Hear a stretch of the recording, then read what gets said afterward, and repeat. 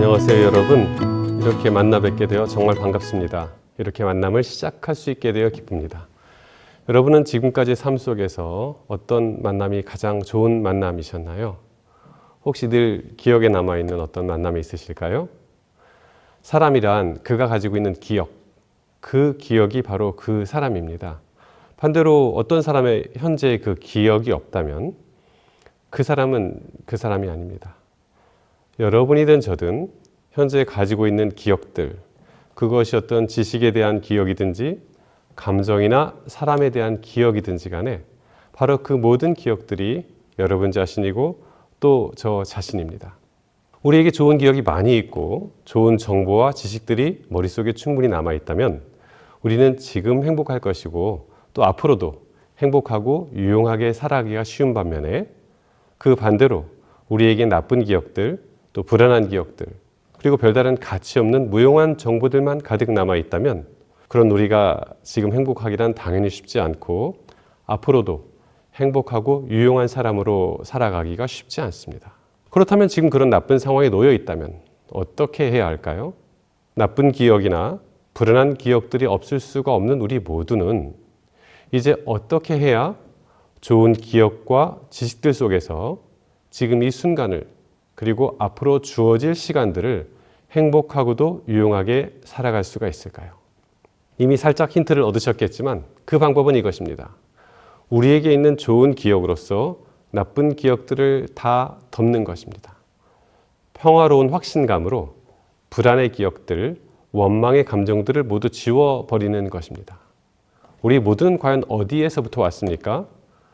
우리를 창조하신 하나님이 주신 책인 성경은 우리가 좋은 기억들로서 나쁜 기억들을 이렇게 다 덮어버리는 행위에 관하여 죄의 문제를 해결한다 라고 표현합니다. 단 하나의 길, 죄의 문제를 해결하는 이 길만이 우리로 하여금 지금 행복하고 또 앞으로도 행복하고도 유용하게 살아가도록 해줄 수 있습니다. 결단코 다른 선택의 길은 없습니다. 저는 1995년도에 사법시험에 합격한 이후 2025년, 지금까지 딱 30년이죠. 이 시간 동안 판사와 변호사로서 이렇게 법조인으로 살아오면서 다른 사람들의 중요한 인생 문제가 담긴 수천 건의 사건들을 연구하고 처리하면서 이 현 시대를 살아가는 사람들의 삶을 30년 동안이나 자세히 관찰하고 지켜보았는데요. 그 관찰과 경험의 결과 역시 정확하게 동일합니다. 어떤 사람이 명예나 지위나 부, 그리고 인맥이나 지식들을 얼마나 풍요롭고 넉넉히 갖추고 있는가와는 전혀 무관하게 각 사람의 참된 행복과 만족은 바로 그가 이 길에 서 있는가, 즉 죄의 문제를 해결하는 길에 그가 서 있는가 아닌가, 여기에만 달려 있음을 분명히 보고 또 경험했습니다. 때로는 부가 넘쳐서 또는 자기와 지인들의 손에 쥐어진 권력이 막강한 것 같아서 잠시 그런 것들로 인해 자신의 인생 문제들이 모두 다 해결된 것처럼 잠시 착각하던 사람들도, 그렇게 스스로 오해했던 사람들도 결국은 죄의 문제를 해결하는 이 길을 찾지 못했을 때에 오히려 과거의 영광 때문에, 풍요로웠던 기억 때문에 현실을 더욱더 고통스러워하는 그런 모습들을 목도하고 경험하게 되었습니다. 성경은 이 부분에 대해 다음과 같이 알려줍니다. 사랑으로 창조하신 인간의 존재 행복에 관해 사랑의 아버지께서는 다음과 같이 말씀하십니다. 나 곧 나는 나를 위하여 네 허물을 도말하는 자니 네 죄를 기억지 아니하리라. 우리 존재를 만드사 깊이 사랑하시는 우리 아버지 하나님께서는 우리가 죄를 이겨내지 못하여 죄의 기억에 굴복한 채 불행하고도 불안하게 살아가는 모습을 그냥 지켜보고만 계실 수는 없었습니다. 그래서 그분은 그분 자신을 위해 자녀된 우리의 죄의 대가를 다 치러주시고 그로 인해 우리에게 남아있는 불안한 기억들, 불신의 마음, 믿지 않으려는 거절, 순간적 욕망에 내 자신을 다 맡기고 인생 한 번뿐인데 뭐 이렇게 자포자기의 마음들, 그런 것들을 실제 다 없애주시고 결코 기억하지 않으시면서 새롭게 시작할 수 있도록 도와주겠다라고 약속하십니다. 그리고 말씀하십니다. 나 곧 나는 여호와라. 나 외에 구원자가 없느니라. 이사야 43장 11절 말씀입니다. 주님은 또 말씀하십니다. 너희는 이전 일을 기억하지 말아라. 옛날 일을 생각하지 마라. 보라, 내가 너를 위해 새 일을 행할 것인데 이제 곧 나타낼 것이다. 이사야 43장 18절 19절에서 이렇게 분명히 약속하십니다. 우리 지구는 죽음이 예고된 사형수들이 함께 모여 살아가는 거대한 감옥입니다. 그가 미국의 대통령이든 아니면 저 아프리카 가나안 나라의 한 어린이든지 간에 모두가 죽음을 앞둔 사형수 신분이라는 그 사실 자체는 변함이 없습니다. 그 죽음의 예고가 우리를 불안하게 하는 모든 문제의 기저에 보이지 않게 깔려 있습니다. 만약에 내가 영원한 생명을 가진 사람이라면 지금 지구상에 있는 모든 사람들이 다 죽어도 나 혼자만 살아남을 수 있는 바로 그 주인공이라면 남들보다 월등히 뛰어난 생명과 시간과 건강을 가진 그 사람이라면 어찌 그가 불행할 수 있겠습니까? 보이는 현실과 무관하게 늘 여유 있는 삶을 살 수 있을 것입니다. 그래서 이 죽음의 문제에 대한 해답을 갖고 계신 분, 죄의 문제를 온전히 해결해 주신 분, 새 일을 행하실 분과의 만남을 이제 시작하기만 한다면 우리는 새로운 기억을 가지고 새로운 삶에 다시 한번 도전할 수가 있습니다. 여러분이 가지고 있는 가장 힘들고 고통스러운 기억, 지금까지도 벗어나기 어려운 바로 그 기억들을 힘드시지만 조금씩 떠올리시기 바랍니다. 그것이 도무지 대화가 되지 않는 배우자와의 관계에 대한 아픈 기억이든 아니면 어렸을 때 내가 받았던 외모에 대한 잊혀지지 않는 비난의 기억, 가정 환경에 대한 놀림들, 지금도 잊혀지지 않는 어떤 차별의 기억들, 그 어떤 과거의 기억이든지 간에 해결을 위해서 조금씩 떠올려 주시기 바랍니다. 그리고 이제 용기를 내어 그 기억을 다 처리해 주실 하나님께 모두 다 맡기시기 바랍니다.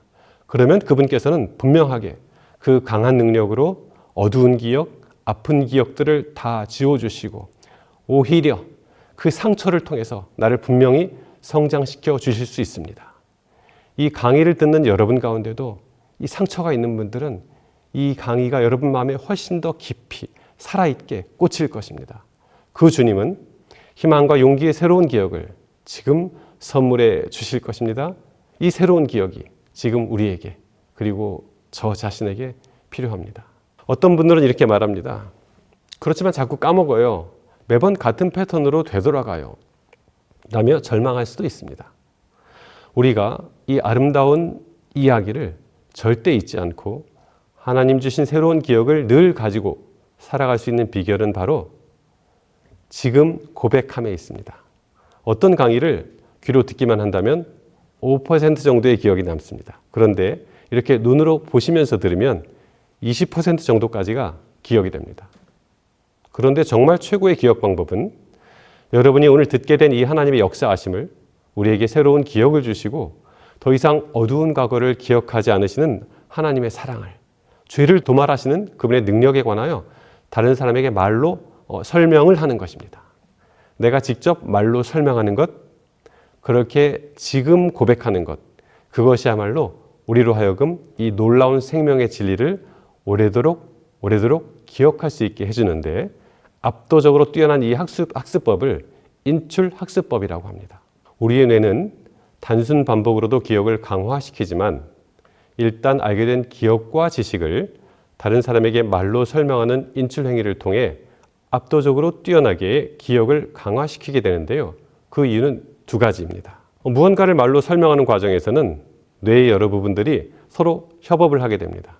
지금 단순하게 들으시는 여러분은 뇌의 일정한 부분만 움직이지만 설명하는 저는 많은 부분들의 뇌가 협업하고 있습니다.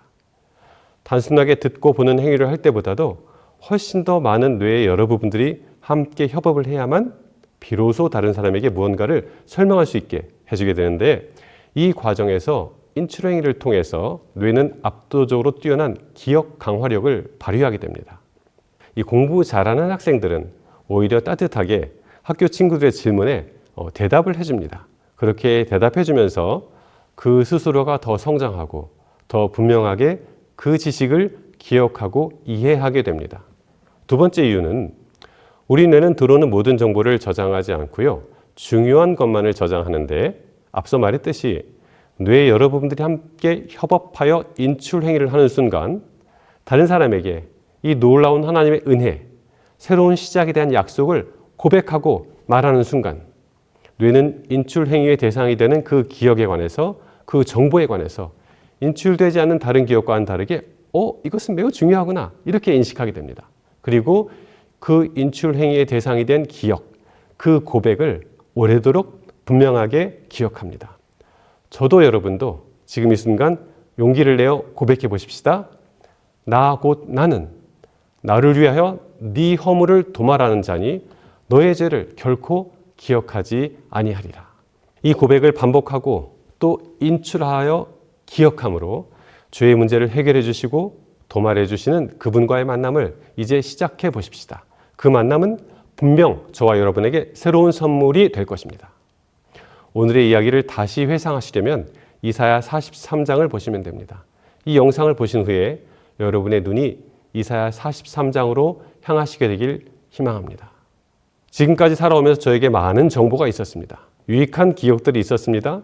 돈을 벌 수 있는 정보, 건강에 대한 정보와 지식, 인간관계를 개선시킬 수 있는 경험의 이야기들. 여러 정보와 지식들이 있었지만 그런 정보와 지식들이 저에게 줄 수 있는 것은 매우 제한적이었고 또 결국은 허무할 수밖에 없었습니다. 죽음 앞에 서면, 인간 존재의 본질 앞에 서면 그 모든 정보와 지식, 기억은 죽은 것들, 허탈하고 허무한 것들에 불과했습니다.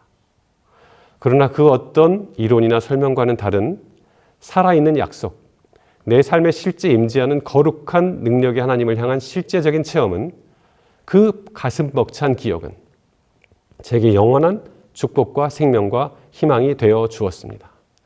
여러분께도 정확히 동일할 것입니다. 오늘 이렇게 시작된 유일한 구원자 하나님과의 새로운 만남이 저와 여러분의 어두웠던 인생에 희망과 기쁨, 회복과 용서의 시작이 될 수 있기를 간절히 소망하며 내일의 만남을 기약합니다. 감사합니다.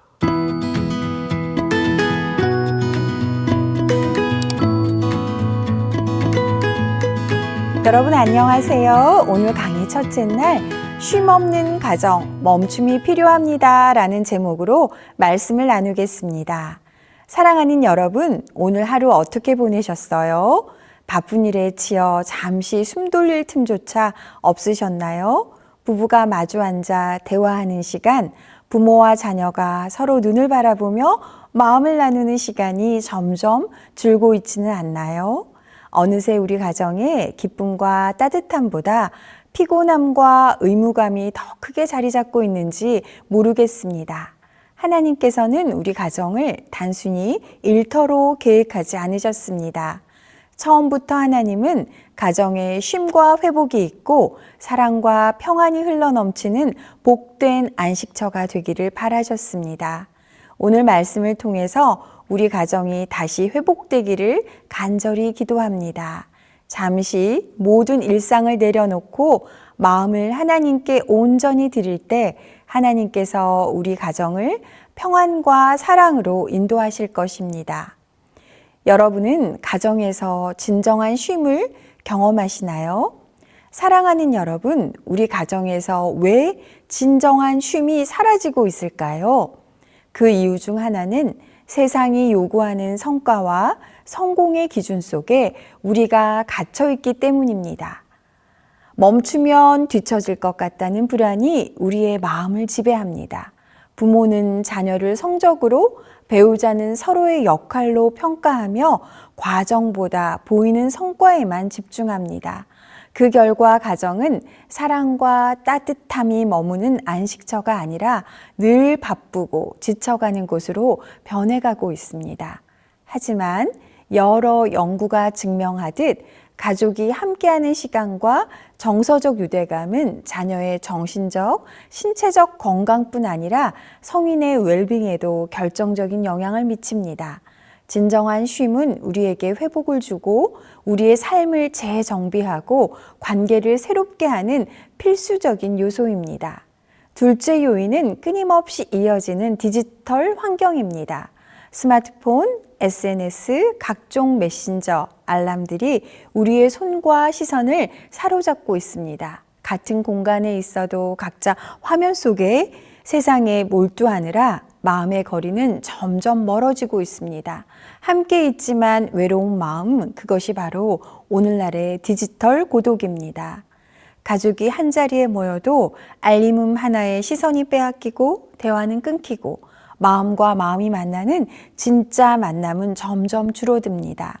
디지털은 분명 우리에게 편리함을 가져다 주었지만 동시에 가족 간의 진정한 쉼과 따뜻한 만남을 가장 쉽게 그리고 가장 빨리 빼앗는 존재가 되었습니다.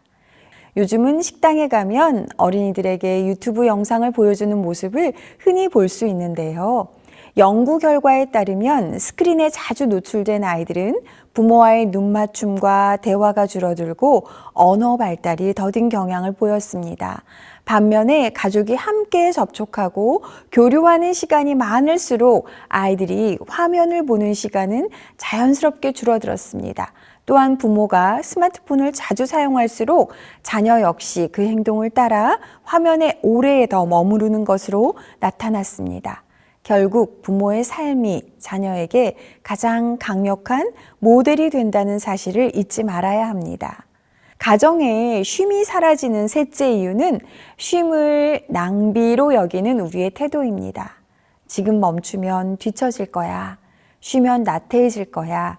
조금이라도 느리면 실패할 거야 라는 성취 압박들이 우리 안에 나도 모르게 자리 잡고 있습니다. 그래서 주말에도 일정을 잡고 자녀의 계획표도 여백이 없습니다.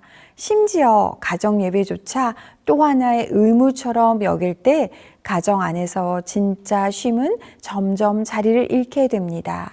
넷째 이유는 우리가 말하는 쉼이 피상적인 휴식에 머물고 있기 때문입니다. 여행이나 쇼핑, TV 시청 같은 활동은 잠시 우리의 마음을 달래주고 기분 전환을 줄 수는 있지만 우리의 깊은 내면을 치유하거나 진정한 평안을 주지 못합니다. 그것은 단지 표면적인 쉼일 뿐입니다. 참된 쉼은 단순히 활동을 멈추는 것이 아니라 하나님 안에서 영혼이 회복되고 마음이 새로워지는 상태를 말합니다. 진정한 쉼은 우리의 불안과 죄책감, 두려움, 그리고 스스로 모든 것을 해결하려는 무거운 짐을 내려놓고 하나님께 온전히 마음을 내어 맡길 때 비로소 참된 쉼을 누릴 수 있습니다. 히브리서 4장 10절은 이렇게 말합니다. 이미 그의 안식에 들어간 자는 하나님이 자기 일을 쉬신과 같이 그도 자기 일을 쉬느니라.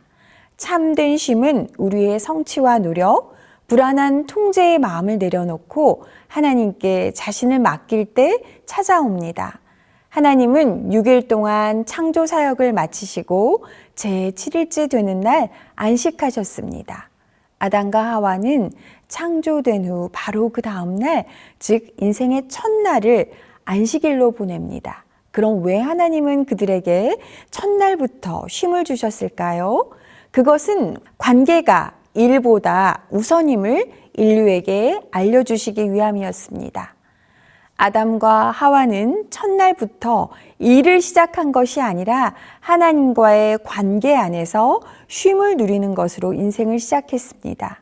하나님과 함께 머무르는 시간, 서로를 바라보는 시간이 먼저였습니다.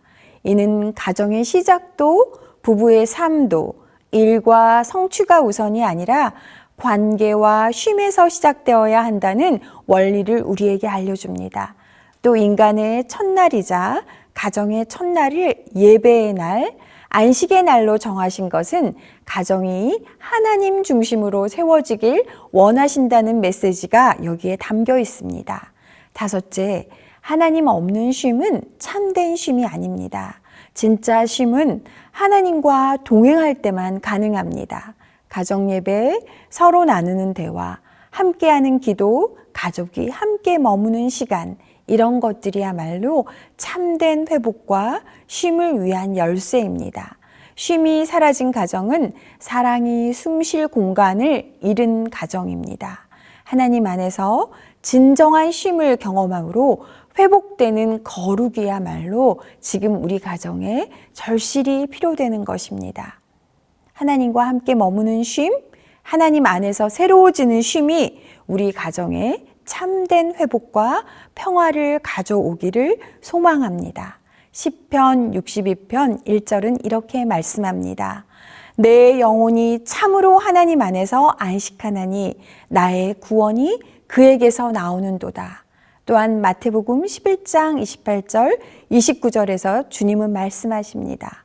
수고하고 무거운 짐진 자들아 다 내게로 오라. 내가 너희를 쉬게 하리라. 너희는 내 멍에를 메고 내게 배우라고 그러면 너희 마음이 쉼을 얻겠다고 말씀하십니다.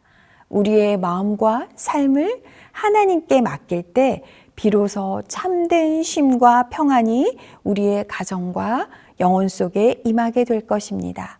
그러면 어떻게 하면 우리 가정이 참된 안식처가 될 수 있을까요? 첫째, 서로의 이야기에 마음을 열고 귀를 기울여 보시기 바랍니다. 하루하루 바쁜 일상 속에서도 가족 한 사람 한 사람의 마음과 이야기에 진심으로 귀를 기울여 보세요. 말로 표현되지 않은 감정, 눈빛과 표정, 침묵 안에 있는 표현되지 않은 속마음까지 살피고 서로의 감정과 생각을 존중하고 이해하는 노력이 필요합니다. 둘째, 가족이 함께 마음을 풀고 여유를 느낄 수 있는 시간을 정기적으로 마련해 보세요. 예를 들어 주말 저녁 산책이나 작은 취미 활동처럼 특별하지 않아도 좋습니다. 셋째, 비난과 판단 대신 이해하고 격려하는 것입니다. 갈등이나 문제가 생겼을 때 서로를 비난하기보다는 이해하려는 마음으로 다가가 보세요. 작은 변화에도 칭찬과 격려를 건네는 것만으로도 가정의 분위기가 그 관계가 훨씬 더 따뜻해질 것입니다. 넷째, 가정 내 규칙과 약속을 세우는 것입니다. 가정 안에서 지켜야 할 약속이 가족들과 함께 정해보시기 바랍니다. 일정한 규칙이 있으면 서로를 더 배려하고 이해하는 마음이 생겨서 가정 속에서 진정한 휴식과 평안을 누릴 수 있습니다. 다섯째, 서로를 위한 기도와 감사의 습관을 가져보시기 바랍니다. 온 가족이 함께 기도하고 감사의 마음을 나누는 시간은 정서적인 안정과 가족 간 유대감을 높이는 중요한 역할을 합니다. 심리학자 로버트 에먼스와 마이클 맥걸프는 그 연구에 따르면 감사 일기를 쓰거나 감사 표현을 꾸준히 한 사람들은 그렇지 않은 사람보다 행복감이 25% 이상 늘었고요. 수면의 질과 대인관계 만족도도 크게 개선되었습니다. 이처럼 기도와 감사의 습관은 가족이 서로를 이해하고 지지하는 튼튼한 영적 토대가 됩니다. 사랑하는 여러분, 오늘부터 여러분의 가정에 변화를 위해 작은 시도를 해보시겠습니까? 서로의 마음에 귀를 기울이고 함께 웃으며 이해와 격려와 칭찬을 나누며 기도와 감사로 하나님 안에서 진정한 연결을 이어가 보시겠습니까? 이러한 실천이 이어질 때 여러분의 가정은 지친 세상 속에서도 평안과 회복이 흐르는 안식처가 될 것입니다. 지금 하나님께 여러분의 의지를 맡기고 사랑을 실천하십시오. 하나님께서 여러분의 가정을 축복하시고 평화와 기쁨으로 채우실 것입니다. 내일은 가족 안의 상처 그대로 덮지 마세요 라는 제목으로 말씀을 나누겠습니다. 내일 만나요.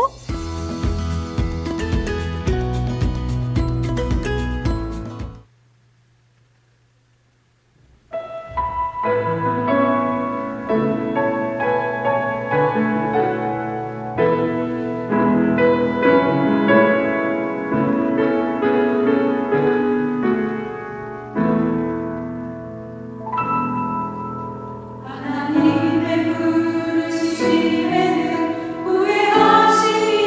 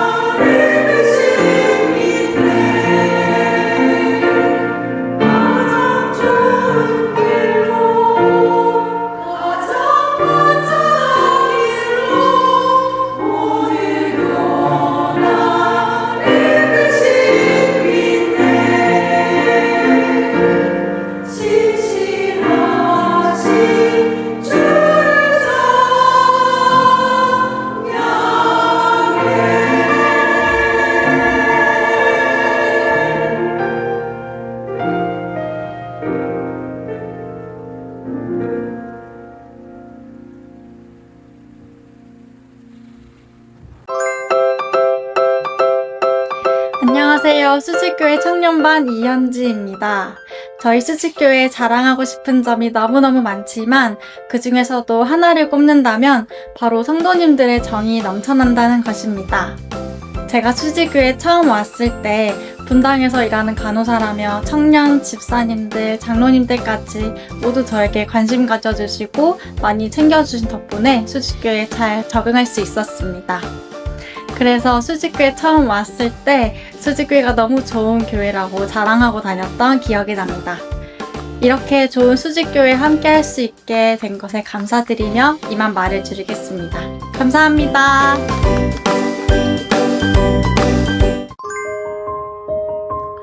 수지가족 여러분 안녕하십니까? 박정호입니다.